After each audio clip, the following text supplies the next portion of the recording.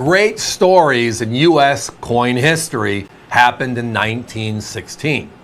Well, if you remember our history, it was the year we brought out the silver trio, the modernization of our dime, quarter, and half dollar.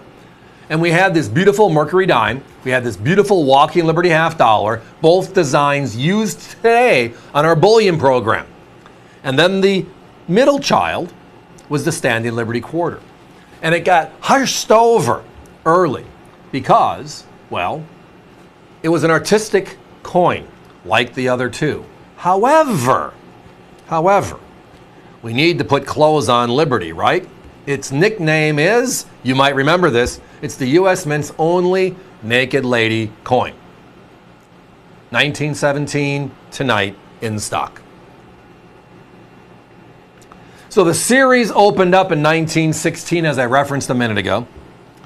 Very, very low mintage. They stopped production, but they didn't correct the problem as the people saw it, because the breast of Lady Liberty has a shield on one side and the other is exposed. There is nothing covering it. Oops. So later in 1917, we put some chainmail over her, and as a result, it covers up the nakedness. Right now, she is fully closed. Now, for circulated coins, low-end circulated, ours are nicer as you can see. The easiest way to know the difference between a Type 1, the Naked Lady coin, and a Type 2, the corrected coin, is the eagle right here. Below the eagle, they added 3 stars. So if you find a 1917 Standing Liberty quarter, and you turn the coin over, and you don't see any stars below the eagle, well, guess what? That's the Type 1. Now, middle grade circulated coins are really where you want to be because you're able actually to see some decent detail on the obverse. You're able to see the shield very clearly. You're able to see how the gown wraps under her breast versus over her breast. And as a result, creates the mystique. Now, that 1916 quarter I referenced, they only made Philadelphia's the first year. Today, can you find that coin for $8,000 to $10,000? Low end, lower grade than these are. So the only true coin that a collector, the average collector, can own with this great, crazy story is the 1917s before they changed them. They call them Type 1s, i.e. exposed breast. They did make Ds and S's, much smaller mintages, big premiums. So it comes down to one coin if you can find it. It's the Philadelphia like we have here tonight. The competition for not quite this nice. They're over $280. We are $200. Now, this is the first time we've had this coin up, I want to say over 3 years, because we are very selective. We're not going to go out there and make a lot of noise. We're buying Type 1, send me everything you got. And then the market changes. We're going to buy a coin here, buy a coin there like we always do. And then we're able to come out and say, hey, here's our cost, here's our average, here's what corporate tells us to mark it up to, and look at the number compared to our competition. Guys, great idea, thank you. I was told we have a graphic on this one. It'll explain the reverse a little bit easier. I made it earlier, thank you guys. So the Type 1 we're talking about, this coin, as you'll notice from the reverse we showed you, the top picture shows the eagle right above the word $quarter. The revised Standing Liberty quarter, which was from 1917 till the end of the series in 1931, has 3 stars above the word $quarter. That is the easiest way to tell a 1917.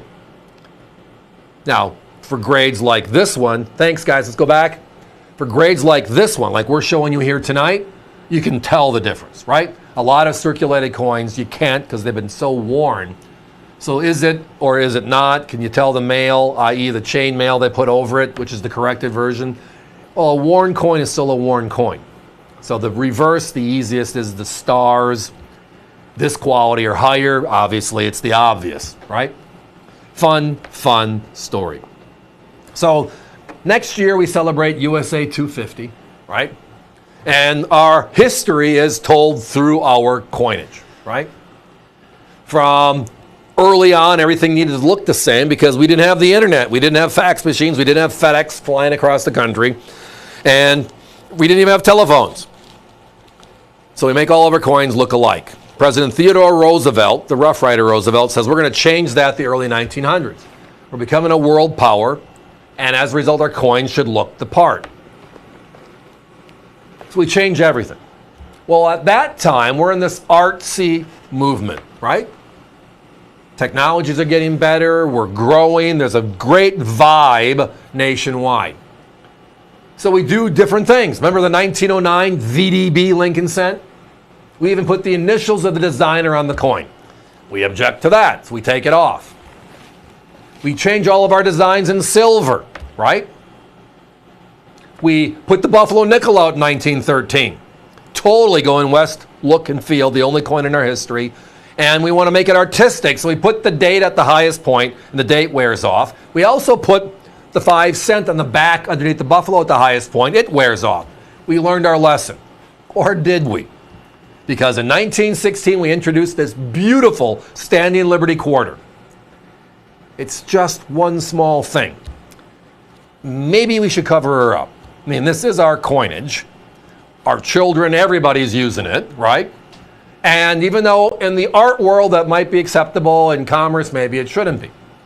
So in our history, there's one coin, this coin, that can go down in history as, in our first 250 years, one naked lady coin. Corrected in 1917, they call that type 2. The reverse you'll see above the word quarter dollars will have 3 stars. That's the new or updated version they finished the series with. Guys, I do not have enough time for a clock. Lots of these are going out. Yes, this is a good look and feel for all of our circulated coins.